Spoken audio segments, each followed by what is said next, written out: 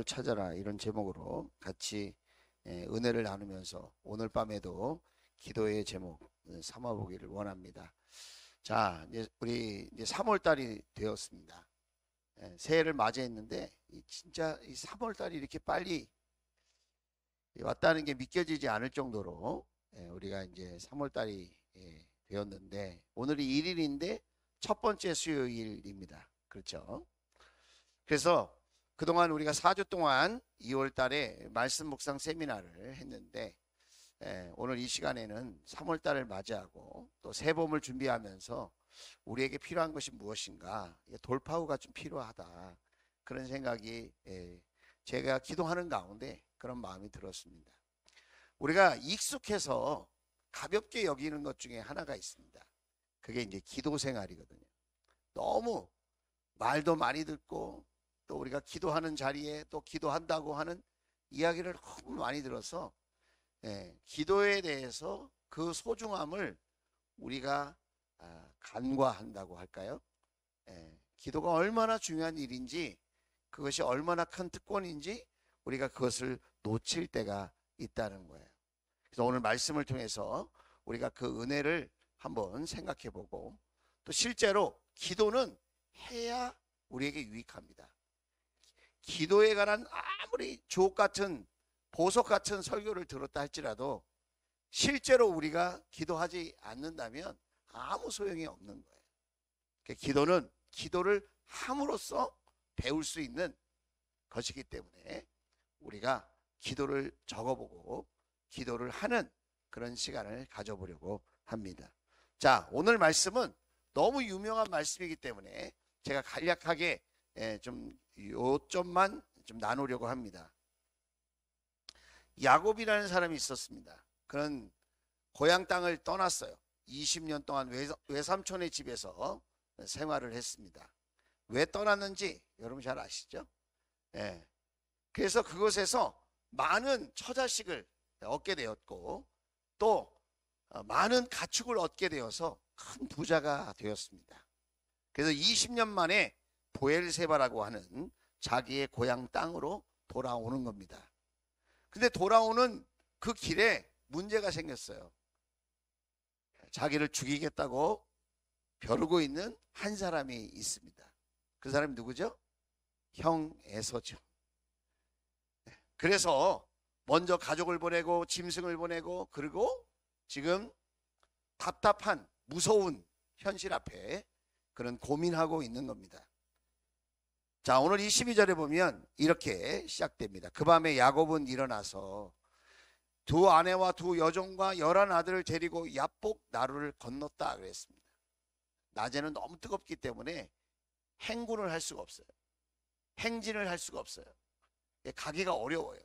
그러니까 선선한 저녁에 이렇게 이동을 많이 했다고 해요.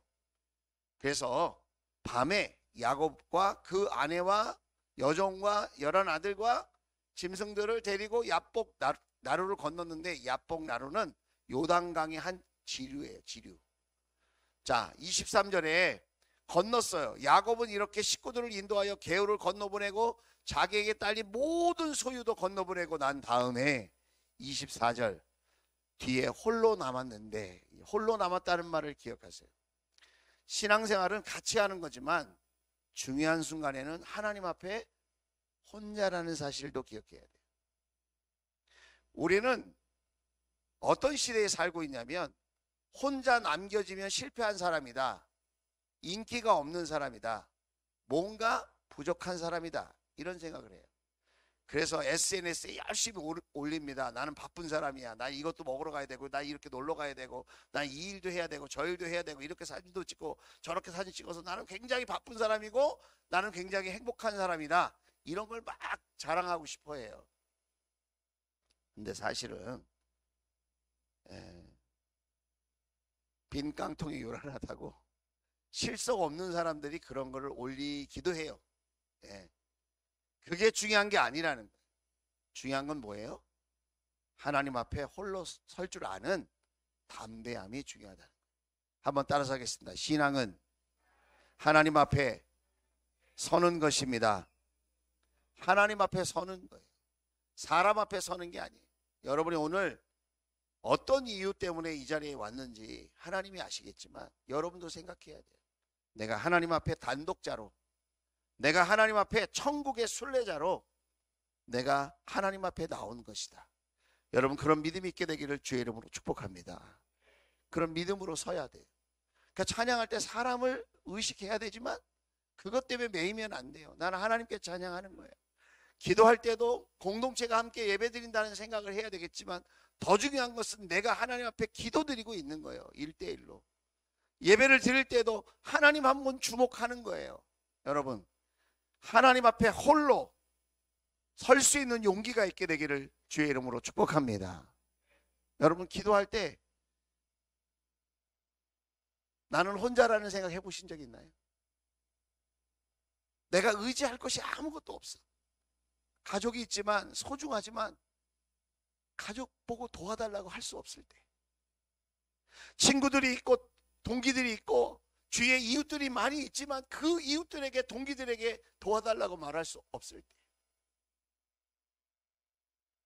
나에게 여러 가지 사회적인 위치와 상황과 물질이 있지만 그것 갖고 답을 얻을 수 없을 때 정말 하나님만 나를 도우실 수 있는 유일한 분이십니다. 하나님이 나의 인생의 해답이십니다. 하나님 앞에 홀로 그렇게 엎드리는 그 일을 여러분 최근에 해보신 적이 있으신가요? 만약에 그런 일이 있었다면 여유가 있어서 하나님 앞에 홀로 서지 못한 사람보다 결코 불행하지 않다는 사실을 여러분 아셔야 돼요. 세상적으로 너무 여유가 있어서 하나님을 잊고 사는 사람보다는 세상적으로 내가 너무 편해서 나를 도와주고 나와 함께 할 사람이 너무 많아서 하나님을 잊고 사는 인생보다는 내가 너무 힘들어서 너무 어려워서 때로는 하나님 앞에 혼자 그렇게 쓸쓸하게 보이지만 엎드려서 하나님, 나는 하나님밖에 없습니다. 나는 하나님이 도와주셔야 합니다. 하나님께 내 삶을 맡겨 드립니다. 그 시간이 어쩌면 하나님이 보실 때에는 가장 아름답고 귀한 모습일 수 있다. 오늘 새벽에 우리 청소년부, 우리 예꿈 어린이부가 이렇게 예배드리는 모습을 보니까 정말 너무 감동받았어요. 우리 주원 가족, 엄마 아빠들도 그렇게 나왔으면 얼마나 좋았을까. 오늘 애들이 더 많이 나왔어. 다음 세대를 축복하자고 그러는데 다음 세대가 더 많이 나왔어.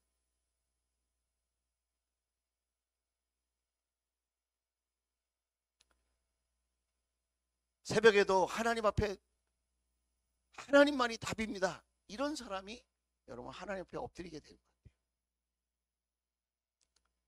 홀로 남았는데 어떤 이가 나타났어요. 야곱을 붙잡았어요. 야곱은 이 존재가 천사인지 악마인지를 몰랐어요. 어떤 이가 나타나서 설명도 없이 그냥 야곱을 붙잡고 씨름을 하는 거예요. 여러분 이 씨름이 뭐라고 생각하십니까? 여러분은 이 씨름이 뭐라고 생각하세요? 이 씨름은 영적 씨름이겠죠? 이것은 메타포예요. 은유예요. 은유.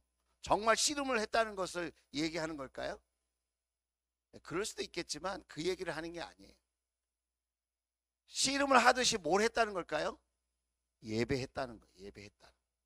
씨름을 하듯이 기도했다는 거예요. 기도했다는 거예요. 동이 틀 때까지 예배를 드렸다는 거예요. 여러분 예배의 핵심이 뭔지 아세요? 인간의 것이 간섭하지 못하게 해야 돼요. 예배를 드리면서 왔다 갔다 하는 것, 예배를 드리면서 자꾸 인간의 행위를 하는 것, 그건 예배를 방해하는 거예요. 예배할 때는 하나님께 집중해야 되는 거예요. 이 시간에도 여러분 졸린 사람도 있고 피곤한 사람도 있고 딴 생각하는 사람도 있고 뭐 여러 가지 있겠죠. 그런데 하나님께 집중하는 마음, 그게 예배라는 거예요. 예배. 여러분 씨름하는 사람 보셨죠? 씨름할 때 운동선수에게 필요한 것이 무엇이냐면 집중하는 거예요. 집중. 그 삿발을 잡는데 여러분 우리나라로 말하자면 삿발을 무릎 꿇고 탁 잡을 때 얼마나 집중해서 그 삿발을 딱 움켜쥡니까? 조금이라도 더 자기가 집중해서 경기에 임할 수 있도록 더 나은 자세로 삿발을 잡기 위해서 얼마나 애를 씁니까? 예배도 마찬가지예요. 이왕 오셨으니 여러분 예배다운 예배를 드릴 수 있기를 주의 이름으로 축복합니다. 그 예배할 때는 하나님께 집중하는 거예요. 하나님께 더 가까이 가기를 원하는 마음으로 하나님께 더 집중하고 하나님의 은혜를 받고 하나님께서 도우시는 그런 시간이 되기를 원하고 하나님의 음성이 들리고 하나님의 사랑이 경험되어지고 하나님께 내 소원을 올려드릴 때 하나님께서 그래 네가 이겼다, 네 소원대로 될지어다, 이런 소리가 들리도록 집중해요. 동틀 때까지 씨름했다는 거예요. 홀로 남아서 그는 씨름하듯 예배했다는 거예요. 자, 25절. 그는 도저히 야곱을 이길 수 없다는 것을 알고도, 여러분 천사가 왜 야곱을 이길 수 없었겠어요? 하나님이시라면 하나님이 왜 야곱을 인생을 이기지 못했겠어요? 져주는 거죠. 져주는. 그렇게 간절히 매달리니까 하나님이 져주는 은혜를 베풀어 주시는 거예요. 여러분, 하나님은 저와 여러분에게 져주기를 원하시는 줄로 믿습니다. 그리고는 어떻게 합니까? 이길 수 없다는 것을 알고도 흔적을 남기는 거죠. 야곱의 엉덩이뼈를 치는 거예요. 여기 고관절이라고 그러죠. 이렇게 허벅지와 골반이 만나는 그곳을 쳐서 어긋나게 하시는 거죠.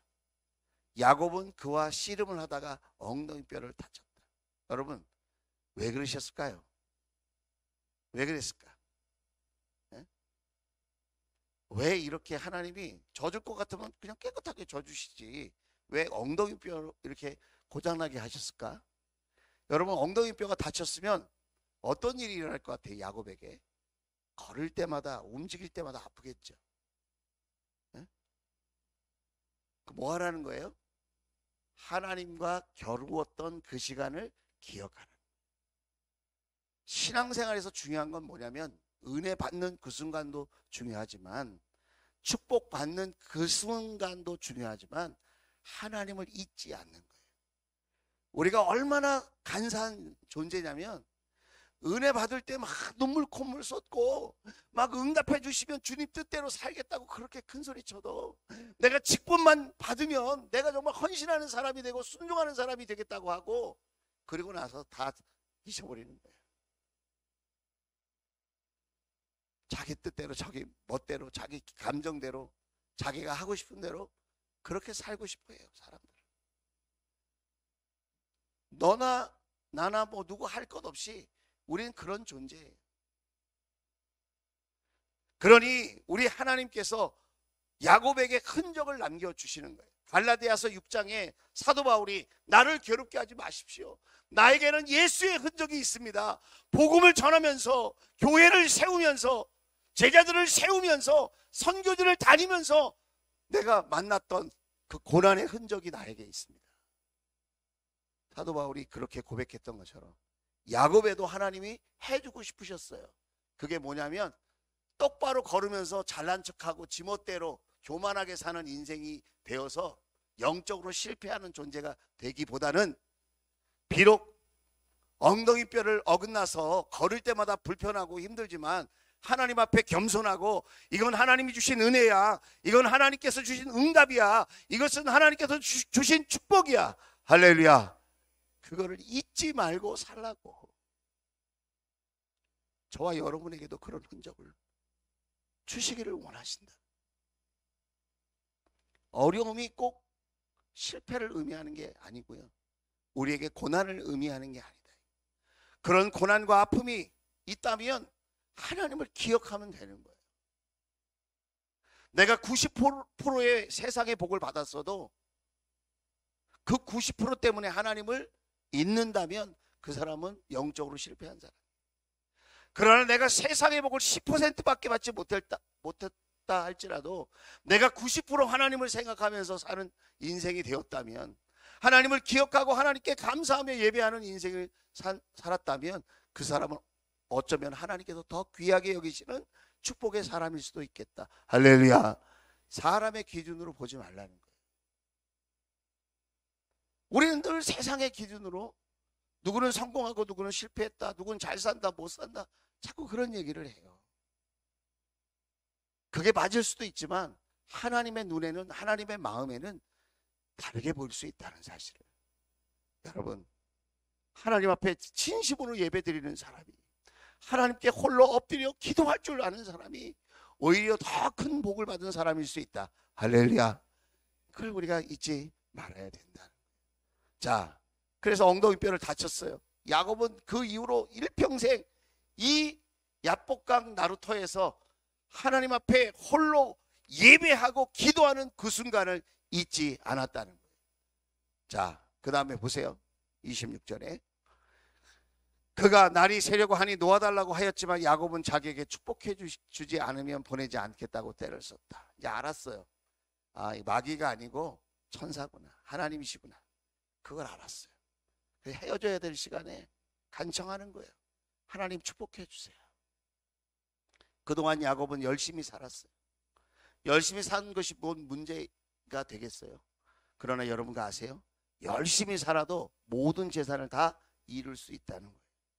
하나님이 도와주시지 않으면 형 에서가 싹 가져가 버려요. 야곱을 죽일 수도 있어요. 그동안 열심히 노력해서 번 것이 누구 것이 되겠어요? 야곱은 알았어요. 이 모든 것들이 하나님께서 복을 주셔야 내 것이 되고 누릴 수 있게 되어진다. 그래서 하나님께 뭐라고 그러는 거예요? 축복해 주시지 않으면 보내지 않겠다고 때를 쓰는 거예요. 자, 27절. 야곱에게 물었다. 너의 이름이 무엇이냐? 야곱이 대답하였다. 야곱입니다. 여러분, 야곱이 무슨 뜻이죠? 빼앗는 자라는 뜻이에요. 어떻게든지 수단과 방법을 가리지 않고 자신의 성공과 행복을 위하여 남의 것을 빼앗는 그런 중심을 가지고 살았어요, 야곱이. 그런데 28절에 하나님이 바꿔주십니다. 그 사람이 말하였다. 내가 하나님과도 겨루어 이겼고 사람과도 겨루어 이겼으니 이제 내 이름은 야곱이 아니라 이스라엘이다. 할렐루야. 빼앗는 자가 아니라 네가 이제 하나님과도 사람과도 겨루어 이긴 자다라는 거예요. 그 이긴 자라고 하는 진짜 뜻이 뭐냐면 하나님이 다스려 주시기를 이라는 뜻이에요. 누가 이기는 자가 되냐면 하나님이 다스려 주시는 인생이 될 때 이기는 자가 된다는 거예요. 할렐루야. 하나님이 다스려 주시는 인생, 저와 여러분이 그런 인생이 될 수 있기를 주의 이름으로 축복합니다. 3월을 맞이했습니다. 봄바람이 불 겁니다. 성령의 바람도 불지어다. 축복의 바람이 불지어다. 승리의 바람이 불지어다. 응답의 바람이 불지어다. 그런 사람이 되려면 어떻게 된다고요? 하나님이 다스려 주시는 인생이 되어야 된다. 자, 그러면 이렇게 이긴다는 것이 하나님이 다스려 준다는 건데 다스려 주신다는 뜻이 또 뭐냐 이거예요. 자, 30절. 하나님이 다스려 주셔서 이기게 하는 사람의 특징이 이거예요. 야곱은 이렇게 얘기해요. 내가 하나님의 얼굴을 직접 뵙고도 목숨이 이렇게 붙어 있구나 하면서 그곳 이름을 뭐라고 했다고요? 브니엘이라고 했다. 하나님의 얼굴이란 뜻이에요. 엘이 하나님이에요. 엘. 이스라엘, 엘이 하나님이에요. 브니엘, 엘이 하나님이라니까요. 브니엘, 하나님의 얼굴이란 뜻이에요. 자, 하나님의 얼굴이란 뜻이 무엇을 의미하는 것일까요? 여러분, 하나님의 얼굴을 진짜 육적으로 봤다는 걸까요?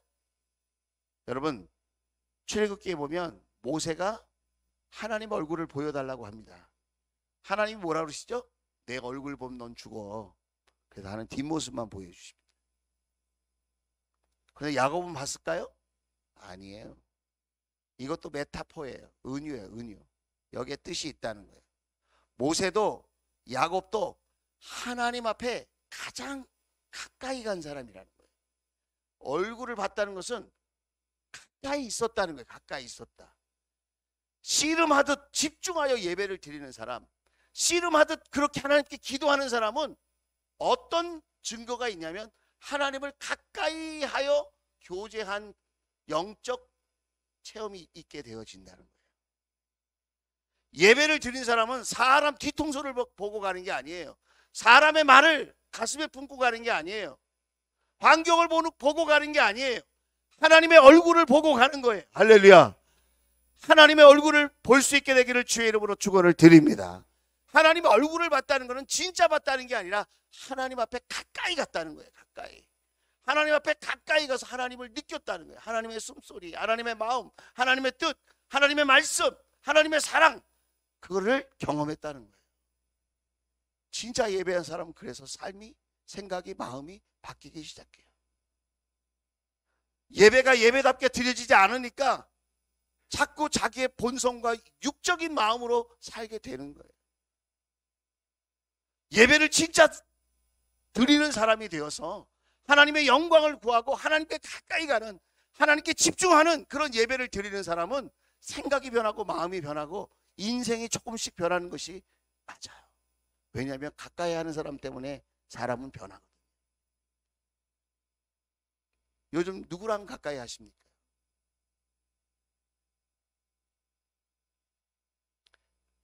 3월을 맞이하여서 하나님과 더 가까이 할 수 있는 은혜가 있기를 주의 이름으로 축복합니다.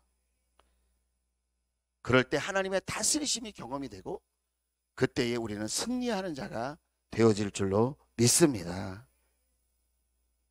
자, 그래서 그곳 이름을 브니엘이라고 부릅니다.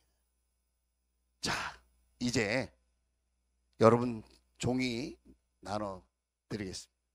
여러분에게도 브니엘을 경험할 수 있는 기회를 드리겠습니다. 우리 종이 없으신 분 혹시 계시는가요? 자, 종이 우리 전사님 나눠 주시겠습니다. 볼펜도 있으신가요? 자, 볼펜도. 이 시간에는 저 혼자 이렇게 말씀을 전하고 끝나는 시간이 아니라 우리가 함께 브니엘을 경험하는 시간이 됐으면 좋겠습니다. 자, 종이를 받으시고 제가 저 설명을 한번 들으십시오.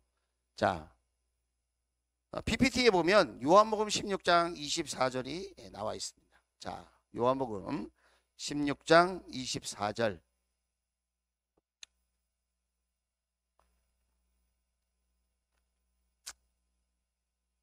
네, 자, 종이를 받으시고 거기다 자기 이름을 쓰시고요.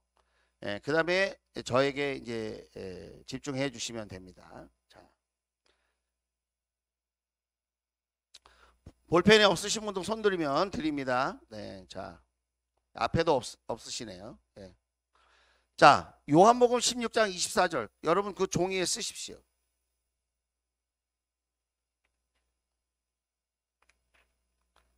이름을 쓰고 종이에 요절을 쓰는 겁니다. 자, 요한복음 16장 24절. 자, 같이 한번 읽어보겠습니다. 시작. 지금까지 너희가 아무것도 내 이름으로 구하지 않았다. 구하여라. 그러면 받을 것이다. 그래서 너희의 기쁨이 넘치게 될 것이다. 여러분, 기도를 왜 하나요? 기도를 왜 하는 거죠? 하나님 때문에 우리의 삶에 기쁨이 넘치게 하시려고 기도하라고 하는 거예요. 기도 괴롭게 하려고 하는 게 아니에요. 하나님은 저와 여러분을 기쁨의 삶이 되기를 원해요. 하나님을 가까이 해서 승리하는 삶이 되고 하나님 때문에 우리의 삶이 기쁨이 넘치기를 원하는 거예요.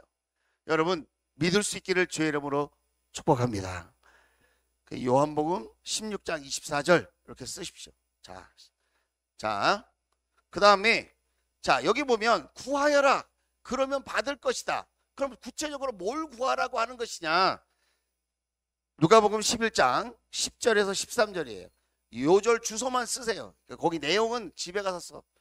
요절만 써요. 요절만. 자, 누가복음 10장 10절 같이 읽겠습니다. 시작. 구하는 사람마다 받을 것이요 찾는 사람마다 찾을 것이요 문을 두드리는 사람에게 열어주실 것이다. 11절. 너희 가운데 아버지가 된 사람으로서 아들이 생선을 달라고 하는데 생선 대신에 뱀을 줄 사람이 어디에 있으며 달걀을 달라고 하는데 전갈을 줄 사람이 어디에 있겠느냐. 13절 시작. 너희가 악할지라도 너희 자녀에게 좋은 것들을 줄 줄 알거든 하물며 하늘에 계신 아버지께서야 구하는 사람에게 성령을 주시지 않겠느냐. 여러분 우리가 구하고 찾고 두드려야 될 것이 많이 있는데 기도할 때마다 우리가 잊지 말아야 될 것이 뭐냐면 성령 충만함이라는 거예요. 성령 충만함. 성령님을 구하고 찾고 두드리라는 거예요. 우리에게 건강도 필요하고 물질도 필요하고 자식도 필요하고 이런저런 일과 사건과 사정이 있고 형편이 있고 많이 있지만 기도할 때마다 정말 우리가 먼저 반드시 꼭 구해야 될 것이 무엇이냐? 성령을 구해야 된다는 거예요. 할렐루야. 성령님이 누구예요? 예수님이에요. 영으로 오시는 예수님. 성령님이 누구라고요? 영으로 오시는 예수님이라는 거예요. 예수님은 저와 여러분을 구원하시기 위해서 오셨어요. 저와 여러분에게 하늘의 기쁨을 주시려고 오신 줄로 믿습니다. 성령님도 그렇게 오셔서 역사하시는 거예요. 그것을 우리가 놓치지 말아요. 자, 그 다음에 로마서 8장 26절에서 30절. 자, 그럼 성령님이 어떤 일을 하시길래 우리가 이렇게 성령님을 구해야 되느냐 이 말이에요. 자, 같이 읽겠습니다. 시작. 이와 같이 성령께서도 우리의 약함을 도와주십니다. 우리는 어떻게 기도해야 할지도 알지 못하지만 성령께서 친히 이루다 말할 수 없는 탄식으로 우리를 대신하여 간구하여 주십니다. 27절. 사람의 마음을 꿰뚫어 보시는 하나님께서는 성령의 생각이 어떠한지를 아십니다. 성령께서 하나님의 뜻을 따라 성도를 대신하여 간구하시기 때문입니다. 28절 시작. 하나님을 사랑하는 사람들 곧 하나님의 뜻대로 부르심을 받은 사람들에게는 모든 일이 서로 협력해서 선을 이룬다는 것을 우리를 압니다. 아멘. 자, 26절로 돌아가 볼게요. 자, 성령께서 우리에게 주시는 은혜 첫 번째는 뭐냐면 우리에게 힘을 주세요. 힘. 약함을 도와주신다잖아요. 요즘 무엇 때문에 약함을 느낍니까? 여러분 건강이 약하십니까? 물질이 약하십니까? 지식과 재능이 약하십니까? 뭐가 약하다고 생각하십니까? 그 약한 것을 어떻게 채울 수 있을까요? 나름대로의 방법이 있으시겠지만 성경은 성령님으로 도와주신다고 말씀하고 있어요. 그래서 여러분 우리에게 재력도 필요합니다. 지력도 필요합니다. 체력도 필요합니다. 그런데 영역이 필요한 줄로 믿습니다. 성령의 힘. 여러분 우리가 성령을 왜 구해야 합니까?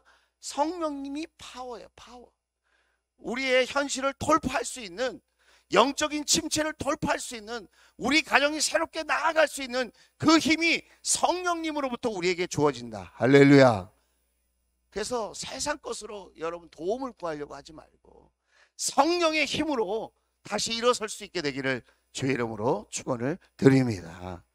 자, 그 다음에 우리가 왜 성령을 구하라고 이야기합니까? 성령께서 이루다 말할 수 없는 탄식으로 우리를 대신하여 간구하여 주십니다. 우리는 기도하다가 뭔 기도를 하지? 기도 제목을 잃어버리고 기도할 마음도 놓칠 때가 있어요. 갑자기 무슨 기도를 해야 될지 생각이 안 날 때가 있어요. 그래도 성령님 도와주세요. 성령님을 구합니다. 그렇게 우리가 성령님께 요청하면 성령님께서 기도할 것이 떠오르게 하시고 기도할 사람이 생각나게 해주시고 또 성령님께서 우리에게 기도할 수 있는 힘을 주시는 줄로 믿습니다. 27절.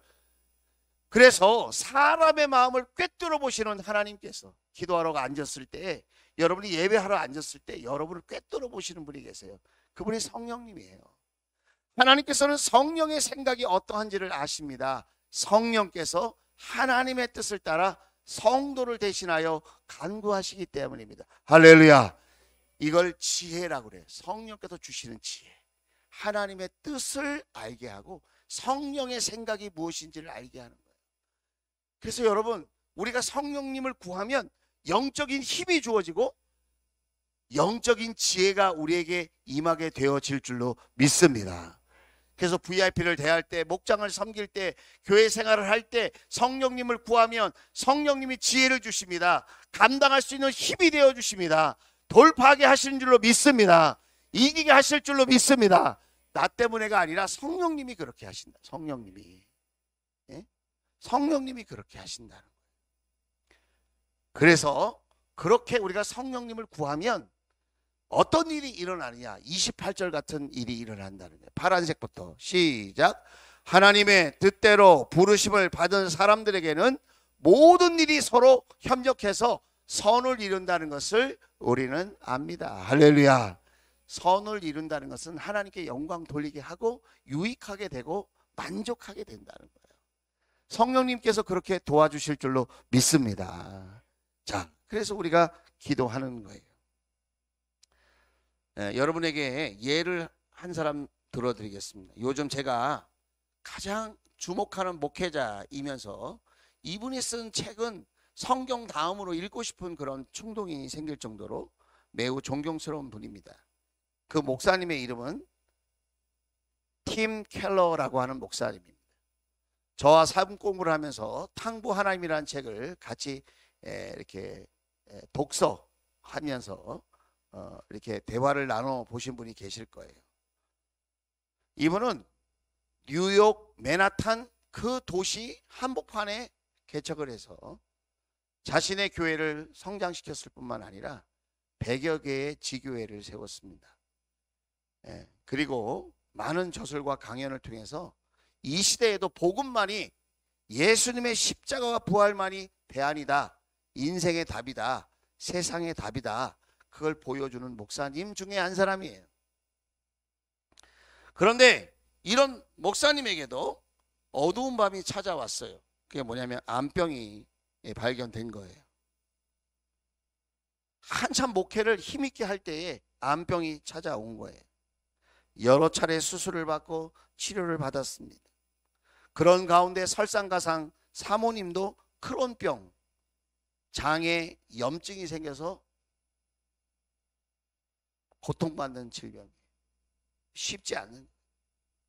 목회는 잘 되고 있는데, 교회는 성장하고 있는데, 목사님은 암에 걸리고 사모님은 크론병에 걸려서 정상적인 생활을 하기가 어렵게 되었어요. 그런데 어느 날 기도하는 가운데 성령님이 찾아오셨어요. 누구에게 찾아오셨냐면 사모님에게 찾아오셨어요. 사모님에게 찾아오셔서 성령님이 지혜로 역사하시는 거예요. 어떤 지혜를 주셨냐면, 만약 의사가 시한부 선고를 내리고 당신은 앞으로 6개월밖에 내지는 3개월밖에 못 삽니다 라고 하면서 약을 처방하고 매일 밤마다 이 약을 꼭 먹지 않으면 당신은 죽게 될 것이다. 만약 이 약을 먹으면 당신의 병은 호전될 것이라고 말씀했다면, 그렇게 소견을 내었다면 우리는 그 약을 매일 밤 놓치지 않고 먹을 것이라는 거예요. 이해가 되셨죠? 아니, 담당 의사가 얘기를 하는 거예요. 당신은 이 약을 먹으면 생명이 연장되겠지만 이 약을 매일 저녁 먹지 않으면 당신 부부는 죽을 거다. 그러면 어느 누가 그 약을 안 먹겠냐 이거예요. 목사 말은 안 들어도 의사 말은 잘 듣잖아요. 그래서 그 사모님이 그런 성령님께서 주시는 그 마음을 목사님하고 나눴어요. 목사님, 제가 이런 마음을 기도하는 가운데 받았습니다. 저는 이 성령님의 인도하심이 저에게 주는 지혜라고 생각합니다. 매일 밤 목사님과 함께 기도하기를 원합니다. 할렐루야. 그래서 매일 밤 9시에 그 목사님 사모님이 기도하기 시작했어요. 놀라운 일이 일어났어요. 그렇게 약을 챙겨 먹듯이 매일 기도를 함께 할 때에 목사님의 암병도 그 사모님의 크론병도 깨끗이 고침받은 줄로 믿습니다. 이런 간증을 하자면 너무 많아요. 여러분, 새벽마다 새벽 예배 나오는 것이 여러분을 건강하게 하고 여러분의 질병을 치료받고 여러분의 소원이 이루어지는 시간이라고 생각한다면 우리도 할 수 있지 않겠어요? 먹어도 되고 안 먹어도 돼. 그 시간은 지켜도 되고 안 지켜도 돼. 우리가 그런 생각이 있으니까 더 힘든 건 아닌가요? 그 기도하는 시간이 하나님과 씨름하는 시간이고 내가 하나님께 야곱이 이스라엘이 되는 시간이다. 그렇게 정말 우리가 믿는다면 우리의 예배와 기도하는 그 자세가 달라질 수 있지 않을까요? 여러분에게 또 한 사람을 소개하고 싶습니다. 월드비전을 만든 바피어스라고 하는 목사님입니다. 이분은 원래 사업가예요, 사업가. 6.25 동란 때에 사업을 하러 무역을 하기 위해서 이 나라 저 나라를 다니다가 전쟁통에 고아가 된 아이들을 본 거예요. 그 아이들이 줄을 쫙 쓰고 있는 거예요. 옥수수 죽이라도 먹으려고 줄을 쓰고 있는데 아이들이 픽픽 쓰러지는 거예요. 지금 지진이 났잖아요. 우크라이나 전쟁통에 그 아이들을 한번 생각해 보세요. 어른들도 문제겠지만 아이들이 얼마나 여러분 더 힘들겠어요. 그 아이들이 그렇게 먹지 못하고 며칠씩 굶주려서 그냥 그렇게 쓰러져 죽는 모습을 보고는 하나님께 기도했어요. 그때 사업가였는데 하나님께 기도한 거예요. 하나님, 이 처참한 광경을 보고 계십니까? 하나님, 어떻게 도와주시려고 하나님은 이런 상황들 가운데 가만히 계십니까? 하나님께 기도를 했는데 하나님이 네가 도와줘라. 네가 도와줘라. 그래서 이 사업가가 다시 자기의 본국으로 돌아가서 사업을 내려놓고 재단을 만들었어요. 이렇게 어린 아이들을 돕는 구호 재단을 만든 거예요. 그래서 월드비전이 시작되고 그렇게 아이들을 돕고 축복하며 기도해 주기 위해서 목회자가 되었어요. 그래서 이 바피어스가 미국에 있는 지역 중에 오레곤이라고 하는 캘리포니아 위에 있는 지역이에요. 그러니까 미국 서쪽에 북쪽에 있는 서북 쪽에 있는 그 오레곤이라고 하는 지역에서 집회를 하는데 6.25 사변이 터진 것에 대해서 이야기를 하고 이렇게 아이들이 고통을 받고 있다. 이 아이들을 위해서 기도해 주자 우리가. 그리고 모금도 해주자. 그런데 거기에 가난한 부부가 그 말씀을 하나님의 음성으로 들은 거예요. 그 사람이 누구냐? 홀트 부부예요. 홀트 부부. 홀트 아동복지라고 여러분 들어보셨죠? 홀트. 이 홀트 부부가 갓난 아이들을 돕는 그런 마음을 하나님께 받은 거예요. 그리고 나서 그 가난한 농부였던 두 부부가 헌신한 거예요. 헌신. 그래서 버려진 아이들을 데리고 오기 시작했어요.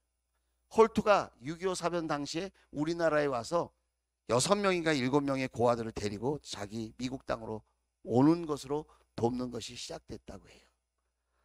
저는 이 사람들이 훌륭하다 그 얘기를 하려고 하는 게 아니에요.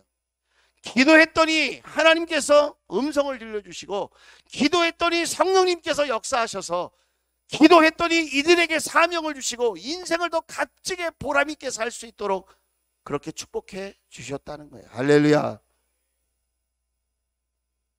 자, 그래서 마지막 이 구절을 보고 싶어요. 마태복음 26장 39절이에요. 자, 26장 39절. 자, 같이 예수께서부터 읽어보겠습니다. 시작. 예수께서는 조금 더 나아가서 얼굴을 땅에 대고 엎드려서 기도하셨다. 나의 아버지, 하실 수만 있으시면 이 잔을 내게서 지나가게 해 주십시오. 그러나 내 뜻대로 하지 마시고 아버지의 뜻대로 해 주십시오. 할렐루야. 여러분, 우리의 기도 중에 대부분의 기도가 하나님 마음을 감동시키지 못하는 이유는 왜 그럴까요? 내 뜻대로 해달라고 하기 때문에 그래요. 내 뜻대로. 기도의 진수는 뭐냐? 내 뜻대로 하지 마시고 아버지의 뜻대로 되게 해주세요. 그게 기도의 핵심이요 본질이요 여러분 진수인 줄로 믿습니다. 자, 이제 마지막 이제 결론 부분을 이야기하고 마치도록 할게요. 자, 기도를 방해하는 사단의 전략이 뭘까요? 기도를 방해하는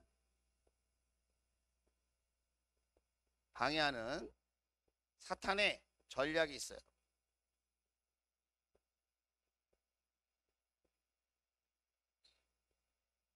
뭐 많이 있는데 시간상 두 가지만 얘기할게요. 첫째는 의심하게 하는 겁니다. 의심. 성경에 오늘 새벽에도 말씀드렸는데 의심은 두 마음 이상의 마음을 갖는 거예요. 의심하는 사람은 이렇게 한다고 되겠어? 이런 생각을 하고 있어요. 내가 이렇게 기도한다고 돼? 내가 기도한다고 될까? 말씀을 중심으로 하는 게 아니라 자신의 환경이나 자신의 그동안의 노력에 포인트를 두고 있어요. 그래서 자꾸 의심하게 하는 거예요. 의심. 기도를 안 하지는 않아요. 기도는 하게 해요. 그런데 의심하게 해요. 의심하게. 저도 기도하잖아요. 성도님들을 위해서 기도할 때 제가 가장 힘든 게 뭐냐면 갑자기 내가 이렇게 기도한다고 될까? 이런 생각이 저한테를 확 들어와요. 순간적으로. 예수 이름으로 의심하게 하는 어둠의 권세는 떠나갈지어다. 그래서 더 준비하는 거예요. 그러니까 의심하게 하는 거예요. 끊임없이 의심하게 해요. 부정적인 생각, 부정적인 마음. 그거는 성령님이 주시는 마음이 아니에요. 특별히 예배와 기도와 관계되는 영적인 것과 관계되는 말씀을 듣고 기도하고 찬양하고 예배하고 섬기고 또 이렇게 영혼을 돌보는 이 모든 일에 의심하게 하는 것, 그건 성령님께서 주시는 마음이 아니다. 할렐루야. 꼭 기억해야 돼요. 의심을 떨쳐버려요. 자, 그 다음에 하나는 뭐냐면 놀라운 일이에요.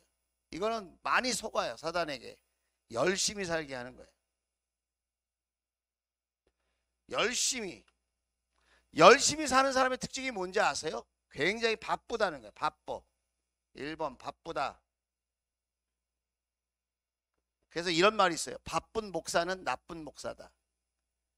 왜 그러죠? 바쁜 사람은 특징이 기도할 시간이 없어. 기도 시간이 없어. 그러면서 늘 뭐라고 그러냐면 나는 바쁘게 열심히 사니까 나는 잘 살고 있는 거야. 요게 사단에게 속는 거예요. 여러분 열심히 사는 거하고 잘 사는 거하고 관계없어요. 잘 사는 사람 중에 특징 중에 하나가 열심히 사는 거지, 열심히 살았기 때문에 다 잘 사는 게 아니에요. 하나님께 복을 받아야 돼요. 이 말이 믿어질 수 있기를 주의 이름으로 축복합니다. 아침 성경에 써 있잖아. 아침 일찍부터 일어나서 일하고 저녁 늦게까지 일하지만 그것이 복이 되지 않는다. 하나님을 떠나서 하는 열심은 복이 아니라는 얘기예요. 그래서 열심히 하는 사람은 바빠요. 바쁜 사람은 기도할 시간이 없다고 늘 자기 자신에게 정당화를 해요. 그래서 뭘 놓쳐요? 하나님의 때와 하나님의 뜻을 놓쳐요. 하나님의 때와 하나님의 뜻을 놓쳐요. 그럼 어떤 일이 일어날까요? 자기 생각대로, 자기 방식대로, 자기 주관대로, 자기 고집대로 사는 거예요. 그래서 저 사람은 맨날 열심히 사는데 삶에 변화가 없고 나아지는 게 없는 거예요.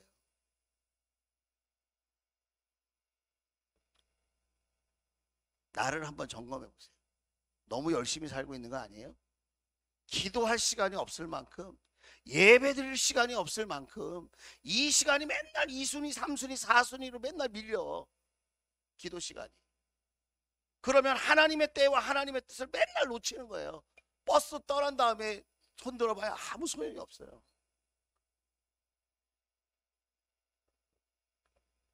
기도가 먼저다. 기도가 살 길이다. 기도가 방법이다. 기도가 돌파한다.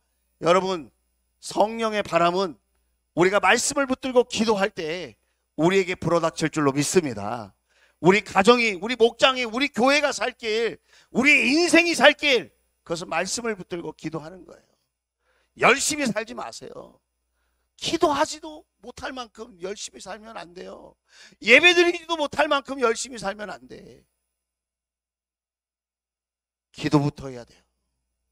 하나님의 부흥은 예배와 기도를 통하여서 시작되는 줄로 믿습니다. 이제 오늘 마지막 또 여러분에게 얘기하는 거예요. 자, 기도 제목은 1번부터 썼어요.